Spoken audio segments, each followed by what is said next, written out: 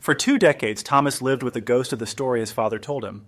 His mother, Deborah, a passionate angler, had slipped and fallen into the turbulent river during their last family fishing trip. The official story was a tragic accident, a body never recovered. But when a dredging crew pulls a mud-caked tackle box from the riverbed, Deborah's tackle box, Thomas finds more than just rusted lures inside. He finds the family photo his father claimed was lost, and tucked behind it, a single, water-warped lottery ticket with a set of circled numbers that unravels everything he thought he knew about the day his mother disappeared. What a discovery like that does to a person is hard to explain, and it makes you wonder what secrets might be hiding just beneath the surface of your own life. We'd love to hear your thoughts on this as the story unfolds. The quiet hum of the fluorescent lights in Thomas's office was the only sound that broke the afternoon stillness. At 28, his life was a carefully constructed fortress of routine designed to keep the past where it belonged. He managed logistics for a regional shipping company, a job of predictable patterns and clear outcomes, a world away from the chaotic uncertainty of the churning river that had stolen his mother. He rarely visited his father, Richard, who lived in the same small house they had once shared. Their conversations were brief, circling around safe topics like work and weather, never touching the hollow space his mother, Deborah, had left behind. The river was a forbidden subject. Fishing, her greatest passion, was an unspoken word. Thomas hadn't held a fishing rod since he was 8 years old. The memory wasn't of joy, but of cold river water, his father's panicked shouting, and the chilling silence that followed. That fortress of routine crumbled with a single phone call. The number was from the county sheriff's department. Thomas's heart seized, his first thought being that something had happened to his father. But the voice on the other end, a calm and professional Detective Robert Hall, wasn't calling about Richard. "Mr. Thomas Freeman?" the detective asked. "We're calling about your mother, Deborah Freeman." Thomas felt the air leave his lungs. "My mother? She's been gone for 20 years. "Yes, sir, I'm aware of the case," Detective Hall said gently. "The county has a dredging crew working on the Blackwood River, clearing out sediment near the old bridge. This morning they pulled something up. It's an old tackle box. Inside we found a fishing license from 1998 with your mother's name on it. We were hoping you could come down and confirm if it belonged to her." A tackle box. The words echoed in the silence of his office. He remembered it vividly, a sturdy orange and black box covered in stickers of fish she'd been proud of catching. It was her treasure chest. Yes. "I'll be there," Thomas managed to say, his voice thin. The drive to the sheriff's station was a blur. 20 years of buried grief and unanswered questions churned within him. Why now? Why after all this time? When he arrived, Detective Hall, a man with tired eyes and a kind face that suggested he'd seen too much, led him to an evidence room. There, on a sterile metal table, sat the tackle box. It was caked in dried mud and rust, but it was unmistakably hers. He could just make out the corner of a faded rainbow trout sticker peeking through the grime. "That's it," Thomas whispered, his throat tight. "That's my mom's." With Thomas's permission, the detective, wearing latex gloves, carefully pried open the rusted latches. The contents were a mess of murky water, rusted hooks, and tangled fishing line. But amidst the decay, 2 items were surprisingly preserved. The first was a small, laminated photograph, sealed in a cheap plastic sleeve. It was the family photo from that last trip, an 8-year-old Thomas beaming between his smiling parents, the river peaceful in the background. His father had always claimed that photo had been in his own pocket and was lost to the river when he jumped in to try and save her. A lie.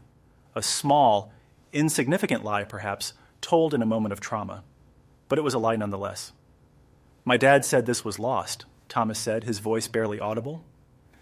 Detective Hall gave him a questioning look but said nothing. He carefully slid the photo from its sleeve. As he did, a small folded piece of paper that had been tucked behind it fell onto the table. It was stiff and discolored, but miraculously the ink had not completely faded. It was a lottery ticket. The date printed on it was from the week his mother disappeared, and on it, 6 numbers were circled in faint blue ink. Thomas stared at the ticket, then at the photo of his smiling mother. The fortress he had built around his heart began to crack. His father's story, the one that had defined his life for 2 decades, had always felt incomplete, like a book with the final chapter torn out. Now, holding this impossible clue, Thomas knew he had to find that missing chapter, no matter what it cost him. His new goal was clear. He needed to know what this lottery ticket meant and why his father had lied. The next morning, Thomas called in sick to work for the first time in 3 years. His first stop was the State Lottery Commission headquarters in the capital, a 2-hour drive away. He clutched the fragile ticket in a plastic bag, his mind racing through possibilities. Maybe it was nothing, a forgotten dream, a handful of dollars won and never claimed. But the lie about the photo wouldn't let him rest. It was a loose thread, and he had to pull it. At the commission office, a bored-looking clerk barely glanced at the ancient ticket. "Sir, this is from 1998. Any prize would have expired over 19 years ago." "I know," Thomas said, trying to keep his voice steady. "This belonged to my mother. She went missing the week this was purchased. I don't care about the money. I just need to know, was it a winner?"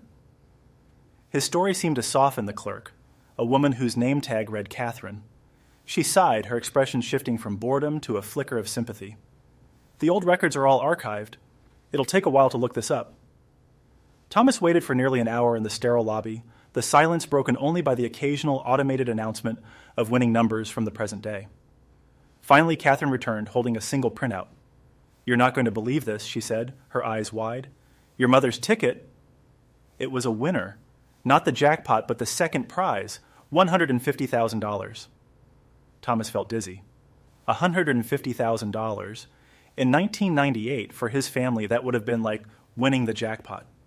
It was a new house, a new life. "Was the prize ever claimed?" he asked, his heart pounding. Catherine nodded, consulting the printout. It was. Claimed in full. About 10 days after the draw date. 10 days after the draw. That would have been just 1 week after his mother disappeared. "Who claimed it?" Thomas pressed. "Can you tell me who?"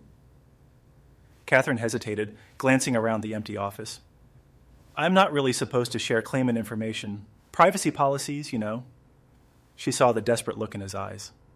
"Look, I'm going to go get a cup of coffee. My computer screen, it has this habit of not going to sleep right away." She turned and walked toward a break room, leaving her monitor angled perfectly for Thomas to see. On the screen was a scanned image of the original claim form from 1998. At the bottom, in the signature box, was a familiar, masculine scrawl he had seen on every birthday card and permission slip of his childhood. The prize had been claimed by Richard Freeman, his father. The drive home was heavy with betrayal. His father had not only lied about the photo, but he had hidden a fortune that belonged to his mother, and had collected it just days after she died. The official story of a tragic accident now felt like a thin veil thrown over something far more sinister. When he got back to his apartment, he called Detective Hall and told him everything. The detective listened patiently. "It's suspicious, I'll grant you that," Hall said, "but it's not a crime to claim a lottery prize, even under those circumstances. Richard could argue it was a ticket they bought together." "But he never mentioned it," Thomas insisted. "Not once in 20 years. We struggled for years after she was gone. That money could have changed everything. He hid it." "I understand," Hall said, "but suspicion isn't evidence. If you want to get to the bottom of this, you need to talk to your father. See what he says. His reaction will tell you a lot." Thomas knew he was right. He ended the call and sat in his quiet apartment, the family photo and the lottery ticket laid out on his coffee table. He had to confront his father. He drove to the small, clapboard house he grew up in, the place where the ghost of his mother lingered in every corner. Richard was in the backyard, tending to his vegetable garden. He looked older, his shoulders stooped with age, but he still had the same strong hands. "Thomas?" he said, surprised. "Didn't expect to see you." Thomas didn't waste time with small talk. He pulled the laminated photo from his pocket and held it out. The police found Mom's tackle box in the river. This was inside. Richard stared at the photo, his face paling slightly. I can't believe it. After all this time." "You told me this was lost," Thomas said, his voice cold. "You said it fell out of your pocket when you jumped in after her." Richard looked away, rubbing the back of his neck. "I must have been mistaken. It was a confusing day, son. My mind was everywhere." "Was it?" Thomas pressed, his anger rising. He then pulled out the lottery ticket. This was also inside. It won $150,000, money that you claimed a week after she died. Were you confused about that too? His father's face hardened. The mask of the grieving widower fell away, replaced by a defensive glare. "You have no right to bring this up," he spat. "You don't know anything about it." "Then tell me," Thomas shouted, the sound raw and painful. "Tell me why you hid it." "Because she was going to leave me," Richard yelled back, his voice cracking. "That's why. She won that money and she was going to take you and disappear." We argued on the boat that day. She was waving the ticket in my face, telling me she was finally free of me. In the middle of the fight, she stood up, lost her balance, and fell. It was an accident. But how would that have looked? Me, the husband she was leaving, suddenly coming into a fortune right after she dies. They would have locked me up. "I did it to protect you, to protect our family's name." Thomas stared at his father, his story a whirlwind of self-pity and justification. Leaving him? His mother had adored his father. The story didn't make sense. It felt like another lie, more elaborate this time, constructed to cover the first one. He saw no grief in his father's eyes, only a cornered animal's fear. Thomas knew then that this was not just about hidden money. The detective was wrong. Suspicion was not enough. He needed proof. He had to find out what really happened on that river 20 years ago, and he realized he couldn't trust the one person who was there. He would have to dig into his father's past, a past his father had so carefully kept hidden. He left the house without another word, the gap between him and his father now a vast, dark chasm. He knew, with a certainty that chilled him to the bone, that at the bottom of that chasm lay a terrible truth. If you were in Thomas's shoes, would you have confronted your father directly, or would you have taken your suspicions to the police and let them handle the investigation from the start? It's a tough call when the person you're investigating is family. Let us know what you would have done in the comments below. If stories like this one capture your imagination, make sure you're subscribed so you don't miss what we uncover next.